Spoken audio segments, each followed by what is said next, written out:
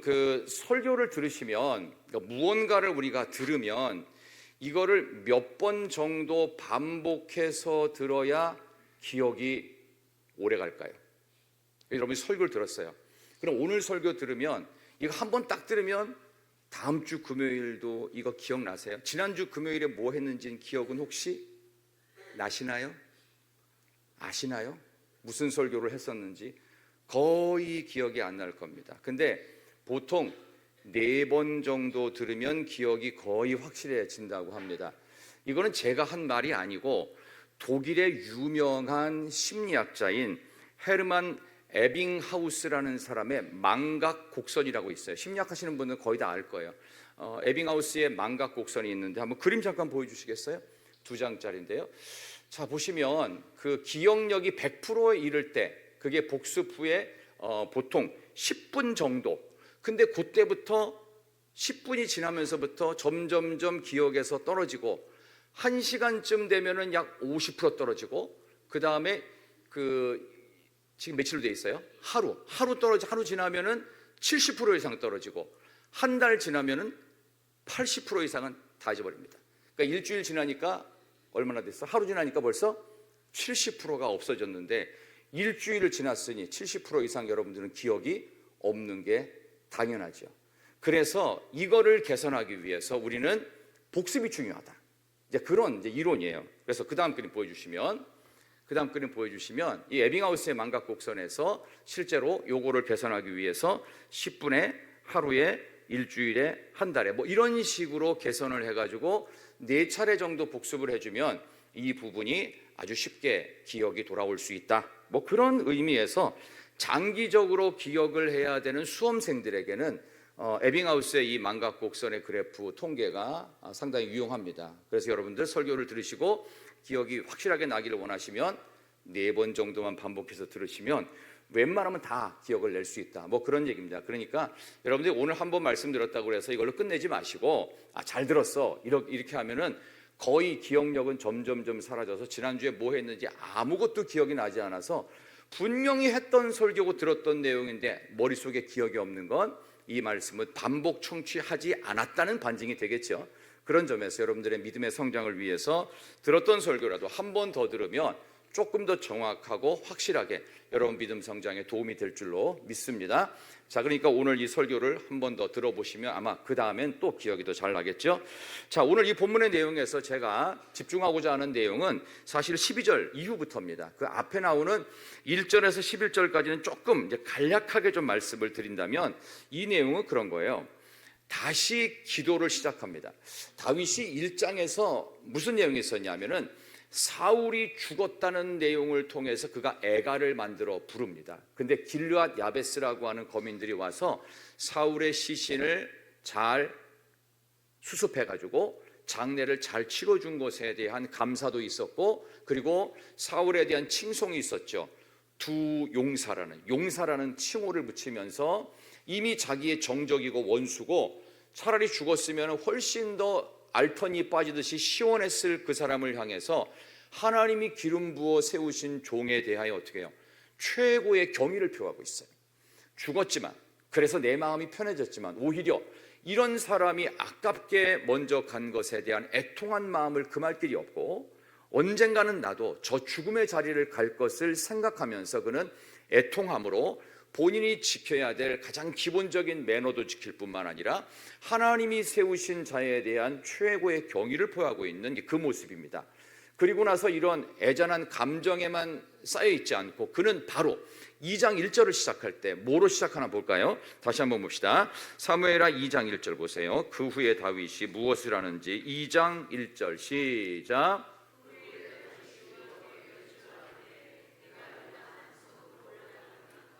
여호와께서 이르시되 올라가라. 다윗이 아뢰되 어디로 가리까? 이르시되 헤브론으로 갈지니라. 아멘. 여호와께 여쭙습니다. 그러니까 다시 기도의 자리로 돌아갑니다. 그리고 나서 이제 다윗이 유다 지파의 왕이 됩니다. 유다와 베냐민은 뭐 같은 영토이기 때문에 유다, 베냐민 두 지파의 왕이 돼요. 아주 작은 땅덩어리를 갖고 왕으로 시작을 하는데, 왕이 됐다는 것보다 다윗에게서 훨씬 위대한 점이 뭐냐? 그가 늘 다시 기도의 자리로 나갔다는 거예요. 예수 믿는 사람이 항상 제자리 돌아오기를 해야 돼요. 제자리 걸음을 해야 되는데 그게 어디? 기도의 자리. 다윗이 이 기도를 통해서 위대한 왕으로서의 항상 제자리 걸음. 그래서 여러분들, 좋은 훌륭한 프로 선수들은요, 자기의 몸을 다시 원래대로 경기에 임하기 직전에 기초 운동을 합니다. 달리기, 스트레칭하기, 기본적으로 팔 돌리기, 그 다음에 기본적인 어떤 축구 선수 같으면 골을 넣는 연습을 하지 않고요, 스트레칭을 하고 부상당한 근육을 풀고 기본적으로 다리가 올라가는지 다리가 벌어지는지 팔은 돌아가는지 고개는 잘 돌아가는지 가장 기본적인 것부터 다져나갑니다. 기본 운동이 되지 않으면 그 어떤 실력도 나타낼 수 없습니다. 우리 신앙의 기본은 바로 기도다. 여기 나오는 이 다윗은 기도를 통해 위대한 승리를 거둔 인생이다, 이렇게 평가를 해도 과언이 아닙니다. 그래서 우리는 다윗의 기도를 통해서 기도를 배워야 돼요. 다윗의 기도가 어땠느냐? 여호와를 향했습니다.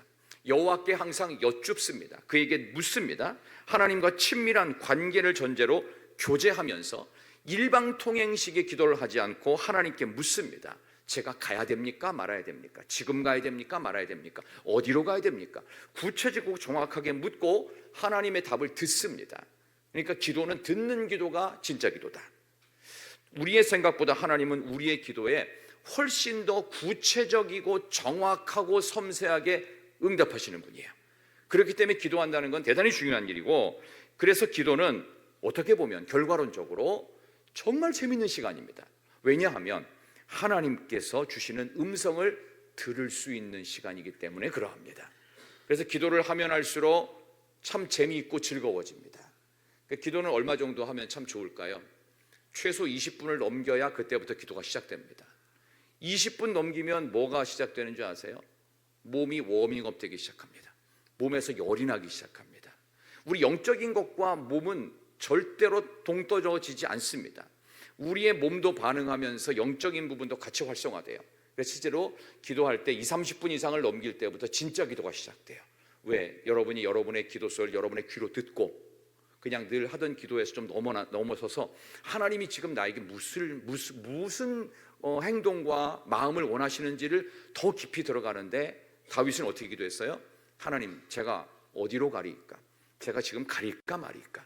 하면서 하나님께서 모든 의사결정을 해주시도록 하고 그대로 따라갑니다. 헤브론으로 올라갈지니라. 이 헤브론은 옛날에 갈렙이 정복했던 산지입니다. 굉장히 험한 땅이에요. 거기 가서 산다는 건 사실 좀 불편합니다. 평지가 아니거든요. 근데 헤브론으로 가라니까 하나님 말씀대로 가가지고 무려 7년 6개월 동안 2개 지파 유다 베냐민의 왕의 역할을 감당합니다. 물론 10개 지파는 다른 땅에 있어서 그 땅은 동의하지 않았습니다. 오늘 이제 그 얘기를 좀 더 구체적으로 할 겁니다. 잊지 않으셔야 되는 부분이 있는데요, 기도에 대한 응답을 여러분들이 나름대로 확신이라도 받았다면 그 다음에 해야 될 게 있어요. 하나님께서 뭘 응답하시다 그럼 끝, 이제 더 이상 기도 안 해, 이게 아니고요, 기도 응답을 받으면 그 다음에 순종해야 되고, 그리고 하나님을 전적으로 신뢰해야 됩니다. 그게 무슨 얘기냐 하면 하나님께서 이걸 해주실 것 같은 어떤 확신이 들었어요. 그럼 그때부터 무조건 순종하는 겁니다. 그리고 하나님을 이전보다 더욱 신뢰하고 의지해야 돼요. 이 기본 과정을 거쳐야 돼요. 근데 다윗은 이것을 했습니다. 그래서 응답 받아갖고 헤브론으로 가라니까 어떻게 헤브론으로 갑니다. 이게 중요한 거예요. 순종이 응답의 완성이다. 다윗은 기름 부음을 3번을 받습니다. 첫 번째는 사무엘에게 받고요, 두 번째는 여기 나오는 것처럼 유다 족속에게 받고, 그 다음에 세 번째는 사무엘하 5장을 이게 넘어가게 되면 이제 3주 후에 말씀을 드릴 텐데, 거기 가면은 드디어 온 이스라엘 백성들의 왕으로 추대가 됩니다. 무려 7년 6개월 헤브론 임시 정부를 통과한 끝에 그가 왕으로 응답을 받게 되지요. 자, 그런 점에서 그 7년 6개월의 시간 동안은 하나님께서 다윗에게 요청하셨던 순종과 전적인 신뢰의 기간이었어요. 이 시간의 검증을 통해서 다윗 같은 사람도 그렇게 응답받고 살았다면 우리는 어떻게 살아야 되겠어요?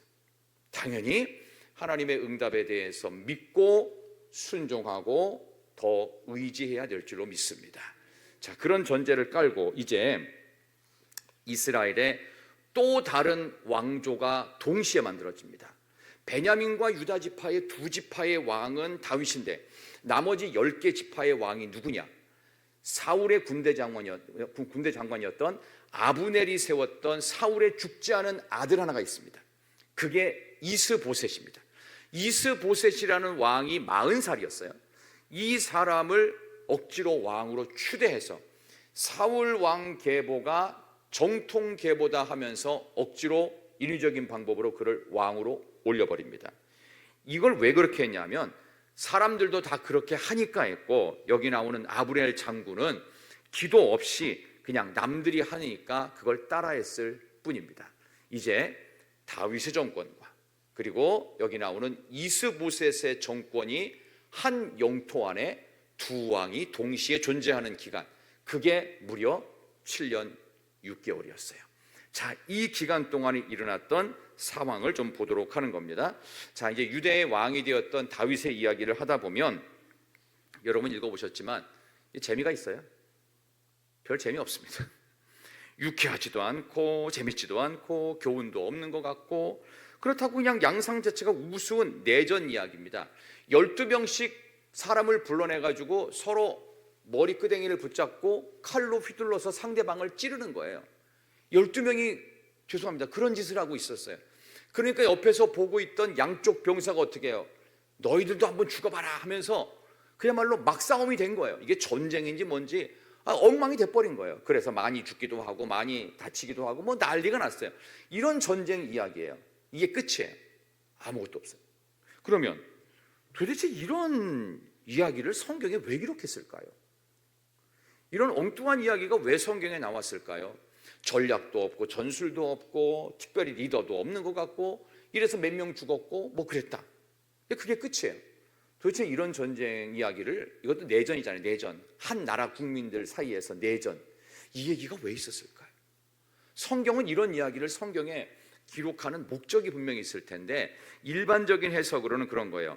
동족 상잔의 비극이니까 우리는 싸우면 안 된다, 뭐 이런 메시지를 만들 수도 있고, 헬갓 하수림이라고 하는 지역을 통해서 칼날의 밭이라고 하는 날카로운 칼날의 어떤 언덕, 그런 의미에서 헬갓 하수림이라는 동네가 있는 거 보면 마치 우리나라가 남북으로 아주 위급한 적대 상황이 있는 것 같은 그런 느낌이니까 같은 동족끼리는 싸우지 말자, 동족 상잔의 비극은 더 이상 없다, 뭐 이런 메시지도 생각할 수 있고, 또 하나는 뭐냐면 실제 군인들은 문제가 없었는데 요압 장군이 문제가 있어서 너무 혈기를 부렸고, 또 아브넬 장군이 문제가 있어가지고 또 혈기를 부려서, 역시 리더가 중요한 거야. 리더가 정신 차리고 온유하든지 서로 화평을 해야지 서로 물고 뜯고 죽이면 되겠느냐, 뭐 이런 식으로 지도자의 문제다, 혹은 이것은 동족상잔의 비극이니까 서로 화해가 먼저 필요하다, 뭐 이런 메시지를 도출해낼 수도 있겠죠. 그런데 좀 다른 식으로 이 부분을 좀 접근했으면 좋겠어요. 자, 이 전쟁이 도대체 왜 일어난 거죠? 전쟁이 왜 일어났어요? 자, 이제 집에 두고 오셨던 뇌를 이제 가져오시고 여러분의 가방에 넣었던 뇌를 좀 꺼내시는 시간입니다. 설명은 많이 했는데 진짜 질문이 이거예요. 도대체 그러면 왜 전쟁이 있었을까요? 내전이 있었을까요? 이유가 뭐죠? 한 영토에 왕이 몇 명이에요? 2명이에요. 그러면 싸우는 겁니다. 한 나라 안에 대표 정당이 지금 몇 개예요? 2개예요. 그렇죠? 그러니까 싸움박질하는 거예요. 한 영토에는 한 왕만이 있어야 됩니다. 그렇다면 생각해 보세요. 이 한 영토 안에 2명의 왕이 공존할 수밖에 없다면 이거는, 이 전쟁은 언제 끝나요? 한쪽이 항복을 하든지 한쪽이 억지로 이기든지 그래야만 끝나는 전쟁입니다. 도대체 이 얘기가 왜 나왔을까요, 성경에? 이 엉뚱한 것 같은 이 메시지를 도대체 왜 성경에서 기록했을까? 근데 하나님은 엉뚱하신 분도 아니고 우리에게 우연을 주시는 분도 아니고 우리에게 우연히 뭐가 됐다, 이런 메시지를 주시는 분이 아니십니다. 근데 성경에 이런 얘기가 기록됐을 땐 거기에는 기록된 목적이 반드시 있습니다. 누가 이기든 지든 해야 끝나는 전쟁의 이야기를 왜 성경은 기록했을까요? 여러분, 여기에는 영적 의미가 있고 이거는 우리 안에 벌어지는 영적 전쟁에 대한 비유로서 말씀해 주시는 것이라고 볼 수 있어요. 예수를 믿기 전에 우리의 모습이 어떤 줄 아십니까? 에베소서 2장에는 이것을 분명히 얘기하는데요. 에베소 2장 2절 3절 보면 불순종의 아들들 가운데 역사하는 영이라 하면서 우리가 예수 믿기 전에는 에베소서 2장 2절 3절 보면은 육체의 욕심을 따라 육체와 마음이 원하는 것을 하여 나중에 본질상 진노의 자녀이었더니라고 돼 있어요. 우리가 벌 받을 수밖에 없고 지옥 갈 수밖에 없는 이유는 뭐냐? 우리가 진노의 자녀인데 어떤 진노의 자녀? 불순종의 아들이래요. 불순종의 아들. 그러니까 우리는 누구 말을 잘 듣는 것 같지만 결국 지 맘대로 합니다. 아니에요? 여러분들은 남의 말 잘 들으십니까? 그런 얘기 어디 가서 하지도 마세요. 나는 남의 말 잘 듣는다고 안 들어요. 지 맘대로 합니다. 그러니까 우리는 순종을 위해서 평생을 노력해야 되는 존재다. 성경이 규정하거든요. 불순종의 아들들 가운데 역사하는 영이라고요. 본질상 진노의 자녀고 어떻게 해요? 우리는 육체의 욕심만 따라 살고 육체와 마음이 원하는 것만 한다고 에베소 2장 2절 3절 명확하게 우리의 상태를 진단하고 있습니다. 그렇다면 우리 안에는요 한 영토인데 우리의 인생 안에 두 왕이 존재합니다. 하나는 본질상 진노의 자녀로 마귀적인 삶을 살고 내 맘대로 살려고 하는 나라는 왕이 존재하고, 우리가 예수 그리스도를 믿게 되는 그 순간부터 거듭나서 우리 안에 또 다른 왕이 한 분 들어오시죠. 그분이 바로 예수 그리스도십니다. 이 두 왕이 우리의 인생이라는 영토 안에서 끊임없이 싸워서 누가 이기든 이겨야 인생을 살아갈 수 있어요. 그럼 여러분들은 누가 이기는 인생을 살고 있습니까? 본질상 진노의 자녀인 불순종의 아들들 가운데 역사하는 영을 가져서 자기 마음대로 살아가는 내가 왕인 인생인가요? 아니면 다시 한번 하나님께 순종하는 마음으로 기도하면서 순종의 길 예수님을 왕으로 삼는 인생인가요? 이런 영적 전쟁은 불가피합니다. 평생 이 싸움을 하게 돼요. 오호라 나는 곤고한 사람이로다. 이 사망의 몸에서 누가 나를 건져내랴? 사도 바울이 로마서 7장에서 고백했던 그 고백이 그대로 들어옵니다. 그래서 내 마음으로는 하나님의 법을, 육신으로는 세상의 법을, 동시에 끊임없는 영적 갈등, 영적 전쟁, 이게 우리에게 있다는 것을 성경에서 보여주는 거예요. 한 영토에서 서로 영토의 점유권을 주장하고 있어요. 이건 내 거야. 아니 예수님 거야. 아니 내 거야. 이거 하나님 거야. 이런 식으로 계속 영적 전쟁이 있다. 그러면 누가 이기든 한쪽이 이겨야 이 싸움은 끝이 납니다. 그렇다면 여러분들, 신앙생활에 갈등이 있고 신앙생활에서 자꾸 믿음이 안 생긴다. 그럼 누가 이긴 싸움인가요? 내가 이긴 싸움입니다.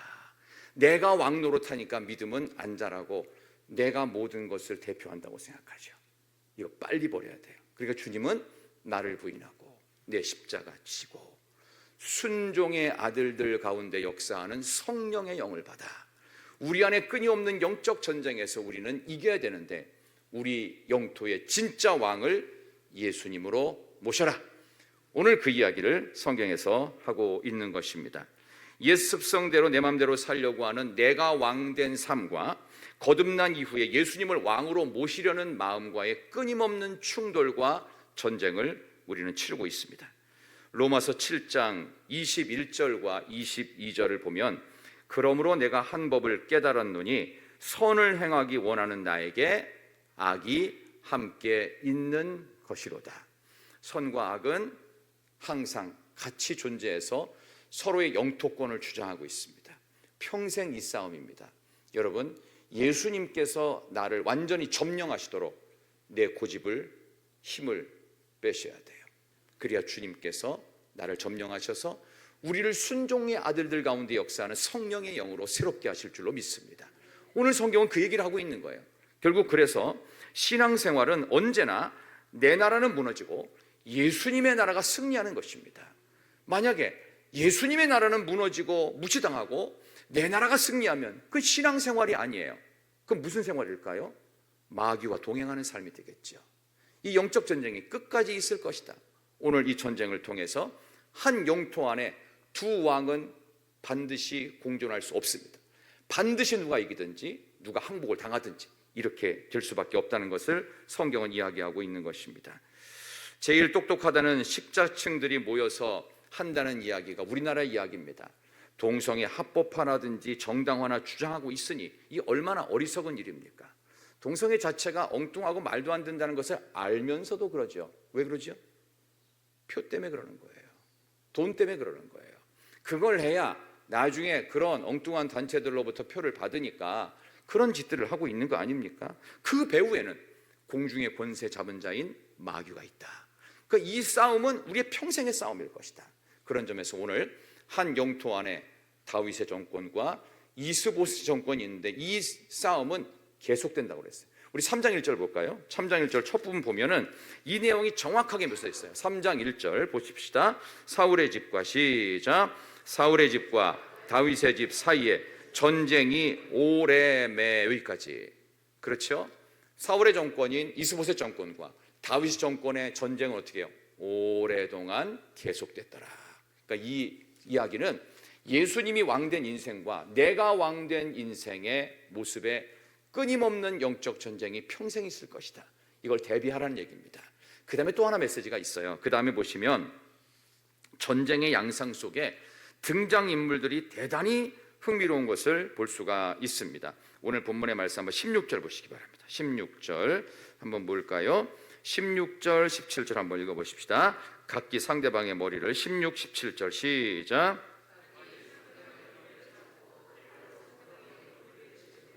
일제히 쓰러진지라. 그러므로 그것을 헬갓 핫소림이라 일컬었으며 기브온에 있더라. 그날의 싸움이 심히 맹렬하더니 아브넬과 이스라엘 사람들이 다윗의 신복들 앞에서 패하니라. 아멘. 죄송합니다. 상대방의 머리채를 콱 머리 끄댕이를 붙잡고서는 어떻게 해요? 칼로 상대방의 옆구리를 팍 찌르는 이런 일들이나 벌리고 있어요. 자, 이런 무스꽝스럽고 말도 안 되는 이런 잔인한 전쟁의 모습 속에 이스보셋의 사울의 그 망한 정권이나 다윗의 요압의 진영이나 둘 다 죄송합니다. 그놈이에요. 뭐 어디 괜찮은 구석이 있어요. 우리들의 전쟁의 보통 일반적인 이야기를 보면은 전쟁 이야기에서 우리 편은 무예와 인격과 모든 면에서 출중한 사람들이 우리 편이고 상대편은 모든 면에서 나쁜 것만 갖고 있는 놈들이라고 일반적인 전쟁의 이야기가 이어집니다. 뭐 예를 들면 삼국지에 유비, 관우, 우리 교회 관우 있는데 유비, 관우, 제갈량 모두 인격과 지혜와 무예가 출중한 사람들입니다. 그거에 비해서 조조는 어떻게 됐어요?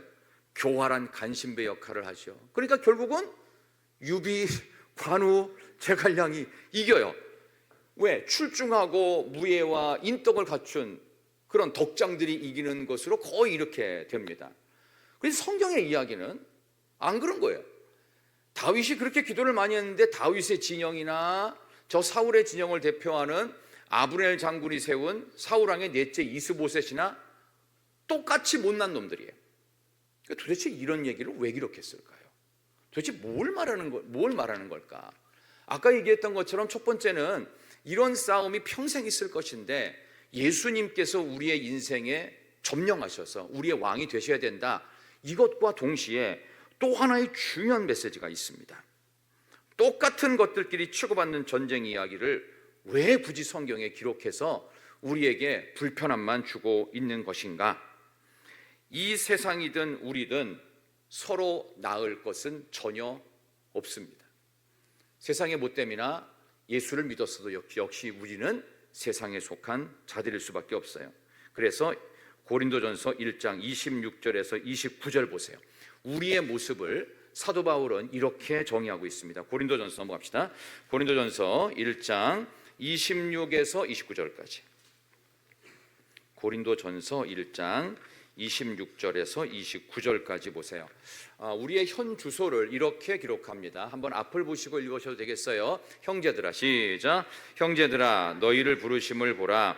육체를 따라 지혜로운 자가 많지 아니하며 능한 자가 많지 아니하며 문벌 좋은 자가 많지 아니하도다. 그러나 하나님께서 세상에 미련한 것들을 택하사 지혜 있는 자들을 부끄럽게 하려 하시고 세상의 약한 것들을 택하사 강한 것들을 부끄럽게 하려 하시며 하나님께서 세상의 천한 것들과 멸시받는 것들과 없는 것들을 택하사 있는 것들을 패하려 하시나니 이는 아무 육체도 하나님 앞에서 자랑하지 못하게 하려 하심이라. 아멘. 우리를 부르실 때 보면 괜찮은 사람이 없다는 얘기죠. 근데 약한 자가 강한 자를 부끄럽게 하고 없는 자가 있는 자를 굴복시키고 이렇게 반전의 모습으로 하나님이 쓰시는 이유는 자랑하지 못하게 하려고.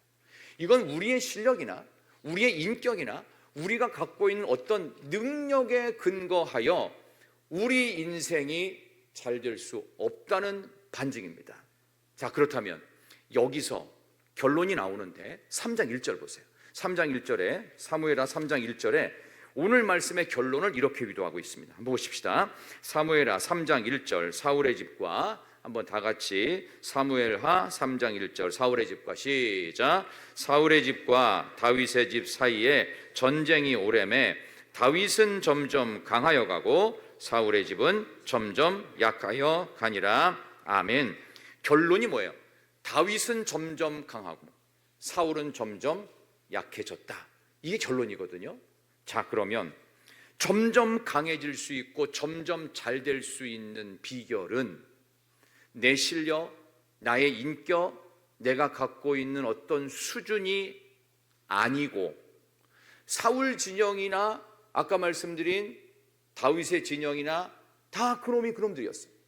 그러면 어디가 잘 된다고 그랬어요? 다윗이 잘 된다고 그랬어요. 그러면 다윗은 누구 편에 선자입니까? 하나님 편에 선자예요. 그러므로 기억하십시다. 내 운명은 내 능력과 실력과 내 인격이 결정하지 않습니다. 내 운명은 누가 결정하느냐? 어느 편에 있느냐로 결정되는 거예요. 여러분이 못났어도, 여러분이 실력이 없어도, 여러분이 인격이 좀 별 볼 일 없어도, 여러분이 예수님 진영에 있는 한 하나님은 여러분을 점점 강하고 잘되게 하십니다. 이게 결론이에요.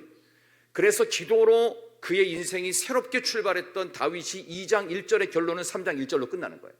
다윗이 그렇게 기도로 하나님께 여쭈었더니 그를 어떻게 해요? 다윗은 점점 강해지고 기도 없이 자기 마음대로 왕을 세우면서 그럴듯하게 10개 지파, 배가 다르잖아요. 5배가 큰 지파예요. 싸웠던 사울은 어떻게 해요? 점점 약하여 가니라. 이것을 말씀하시려고 오늘 2장 1절부터 3장 1절까지 제가 이 본문의 말씀을 바운더리를 잡게 된 것입니다. 아무쪼록 여러분, 예수 안에 붙어 있는 것 자체가 행운입니다. 옆에 계신 분 한번 인사합시다. 예수 안에 꼭 붙어 있읍시다. 시작. 예수 안에 꼭 붙어 있읍시다. 젊은 사람들의 모습도요, 우리 믿음 있는 크리스찬의 우리 젊은 청년들의 모습도요, 현재 자산을 보시면 안 됩니다. 현재 뭐 20대인데 30대인데 뭐 대단한 걸 이루지 못했다, 이걸 보시면 안 돼요. 미래를 보셔야 돼요.